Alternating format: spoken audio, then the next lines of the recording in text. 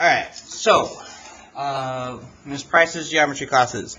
Alright, so we're going to talk about altitudes and orthocenters today. Okay, so an altitude of a triangle is a segment that is perpendicular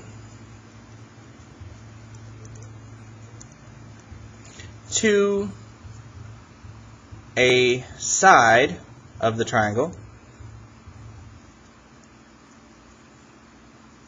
I'm going to abbreviate the word triangle from now on. I'm just going to draw a picture of a triangle. Okay? And goes through a vertex. Alright? Now, on this, it's going to be kind of difficult to draw, alright? So we're going to try to figure out, I'm just going to try to figure out what's perpendicular here, right? So I'm going to use the fact that at 3 on my protractor, at 3 and 5, this is almost a completed line, okay? 3 inches and 5 centimeters is, centimeters is almost even. Okay, so I'm going to line that up with the bottom of the triangle, and then I'm going to make sure that I am going through the vertex on the side over here. Okay, so on this side right here, I want to line it up and try to make sure I'm perpendicular. Now, I understand that this is going to be difficult for you. I don't expect you to 100% do it, so if you just pay attention, that will be fine here, right? Okay, so this right here is an altitude. You've seen it before, okay? It is also sometimes called the height of a triangle. The altitude is also called the height of a triangle. Alright? And so that's something, the height of a triangle you learned about in, I think, 6th or 7th grade, or whenever you learned how to find the area of a triangle. Alright? We're not going to be finding area or anything like that, but I want you to realize that is a special segment of a triangle. That is the height of the triangle, right? And so that's the altitude. Altitude and height are the same here. Okay? Now, when we have all three heights of a triangle intersecting, they form what is called the orthocenter. An orthocenter of a triangle is a point, okay, kind of like yesterday, the centroid, where the medians intersected, was called the centroid. That point was the point where all three lines intersected. That was called, it's called a point of concurrency. Okay, but I'm just going to say a point right here. So an orthocenter of a triangle is a point where the three altitudes of a triangle intersect. Alright? Where they intersect. Now, what is important to note is that the orthocenter can be located in three places, three distinct places. Alright? I'm going to move this up.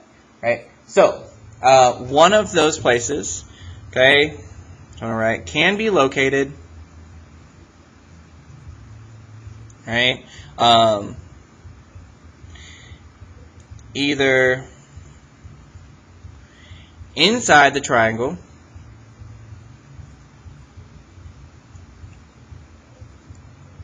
if it is an acute triangle,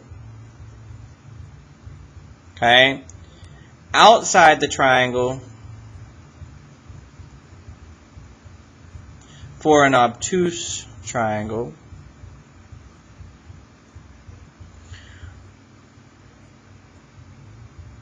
or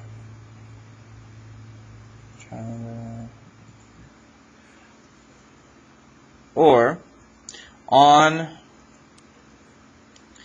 the vertex, I'm going to actually say the right vertex, okay, right as in right triangle, so the angle that is 90 degrees, right, so on the 90-degree angles vertex of a right triangle, which just means we have a 90-degree angle triangle, okay? So now, in our picture right here, our triangle right here has, is going to have, since it's obtuse, right, this angle is greater than 90 right here, our orthocenter is going to be outside of the triangle because it's obtuse. Now, really, the orthocenter lies on the intersection of lines that contain the altitude. So I didn't say that in here. Normally, we see it inside of the triangle. All right. So if I make my, so I'm going to line up again on 3 and 5. I'm going to line up on the bottom, and I'm going to try to line up my vertex point from this corner. So that way I can create a segment or line that is perpendicular to this one, all right? So there's a right angle there, all right? Now, I know that this one's outside, and you're like, I thought all the altitudes were inside. Some of them are outside. If it's obtuse, we have 2 of them that are outside, so this one, okay, and then this one will also be outside, all right? So, I'm going to actually turn a little bit. I'm not going to turn my paper, but I'm going to have to flip over, I think. Wait, yeah. Okay, I'm going to have to go like this. And so I'm going a little bit backwards here, but I'm still lining up 5 and 3. Okay, 3 and 5 on this side that contains the base, all right, of the triangle, a side of a triangle. Okay, and then I want to line it up perfectly, so that way I can make a perpendicular line here. Okay, and it needs to be perpendicular to this right there, the side containing, or the line containing the side. All right, so at this point, we have 2 of these intersection points, all right? So now, the third one would be perpendicular this way, all right? And it should go through that point, all right? This is going to be a little bit off just because we are human and we're not machines, all right? I am not a machine anyway.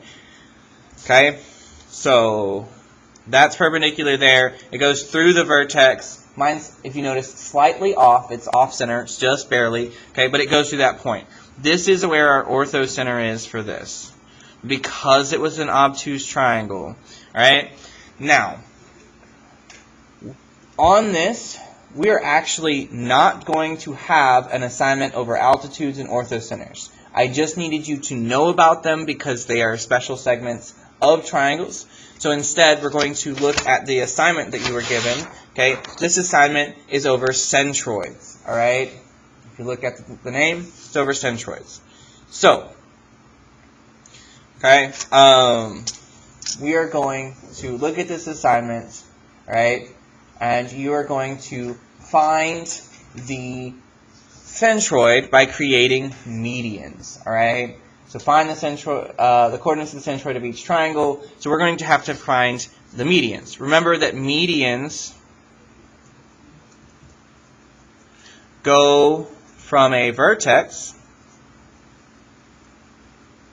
to a midpoint of the sides. All right. So on this, okay, what you're going to do here is we are going to count if we have a side that's like this, where it's just flat, going either left and right, or up and down. Okay, we can just count the distance of that, and then we are going to cut it in half, because that's where the midpoint will be. So here we have 1, 2, 3, 4, 5, 6. Right? So half of that would be at this point right there, at -3, 0. Okay? I'm going to use my protractor. I'm going to draw a segment that goes from that midpoint up to x. All right, so up to that vertex at x. All right, and that's going to be one of my medians. We need at least 2 to find the centroid. Okay, so I'm going to do the same thing over here. Now, notice on this one, it's an odd number, so 1, 2, 3. 3 divided by 2 is going to be 1.5 or 1.5, right? So we're going to just kind of estimate there, okay? And it's okay to estimate. It's going to still be okay, right? And then we're going to go draw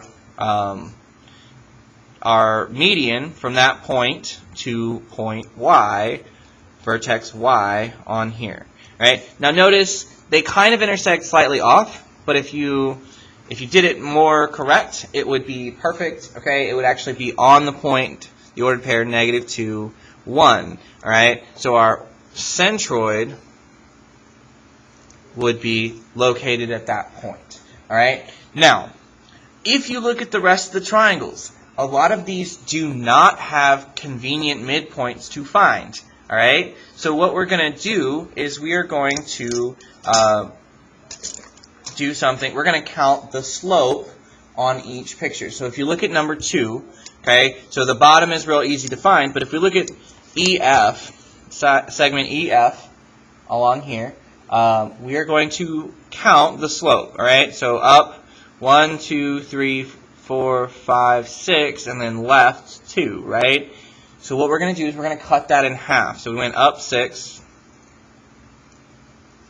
and left 2. Okay, so we're going to cut that in half on each one. So we go up 3 and left 1, and that's going to be our midpoint. Now remember that we're going to the opposite side, so I'm going to line this up. I'm going to try to line it up a little bit better than the last one that I did like this. Okay, all right, so this right here is the median for that side. And we can do this same thing over here. We're still going to go up 6 to get to this point, which is nice and convenient, and then go over 5 this time. So this one's going to be, we're going to cut 6 in half and get 3. So I'm going to go up 3, 1, 2, 3, and then this right here is halfway. That's the midpoint for that side. Okay. Now you could have also found the midpoint of the bottom, okay, but I wanted to just have you practice this so that way you can get to this right here. All right. Now, on this, okay, this point right here, notice that's like a really good point now, okay, because we actually did it, I did it right on my thing, so that's -1, 2, okay, and that's where the centroid is going to be located, all right. Now, some of them, like on number 5, 6, 7, and 8, okay, are going to be decimals, all right, so we're going to have to estimate where they go on the grid, right, so I'm going to show you, I'm going to do number 5 with y'all, okay, and then I'm going to flip it over and I'm going to explain how to do some of the other questions on the back, right? So I'm going to use the fact that on number 5, I'm going to use the fact that this is 6, okay, so 3 is going to be my midpoint, 3, 0, my midpoint, and I should draw a segment to S over here, all right, all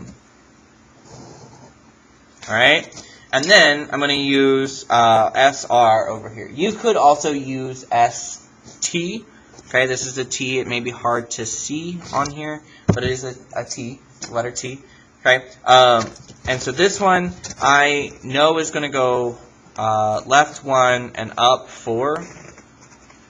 So left 1, up 4. Okay, so I'm going to cut my 4 in half to get 2. Okay, I'm always going to go off of an even number to cut it in half, just so that way it's a little bit easier. I like to go up and cut that one in half because it's usually more. Okay, and I'm going to actually connect that point to our vertex at T. Okay, and so now when I look at this, it's kind of in the middle. My intersection point is really not even close to, it's not even close to any of the lines. So we're going to just estimate here. So it's a little bit more than 0.5. So I'm going to say 1.7 for my x value. And then it's about in the middle. It's a little bit closer to the 1 than it is the 2. So I'm going to say probably 1.4 for my y value. And we don't actually know what they are because we're not going to do any more math than that. Okay, I'm sure that there is some math to be had there, but I don't want to do it, and neither do y'all. Okay, so that's going to be my centroid. That's going to be the centroid for number 5, 1.7 and 1.4. And that's going to be okay for us, all right? We're okay with that.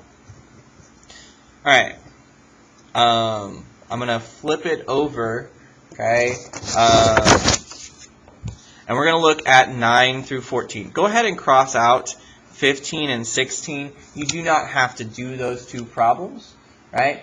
But we're going to look at how to do number 9. So cross out 15 and 16, and then we're going to look at number 9, okay? So on this problem, what you're going to do here is we are going to find the centroid. We're going to add the x values of each of these, okay, and the y values we're going to add together, and then we're going to divide by 3. We're basically finding the average of the x values and the average of the y values, okay? So I'm going to show you, so we're going to do like x1 plus x2 plus x3 all over 3 as my x value, and then y1 plus y2 plus y3 all over 3. So each one of these we're going to have two kind of different math problems to do, right? So -7 plus -8 plus 0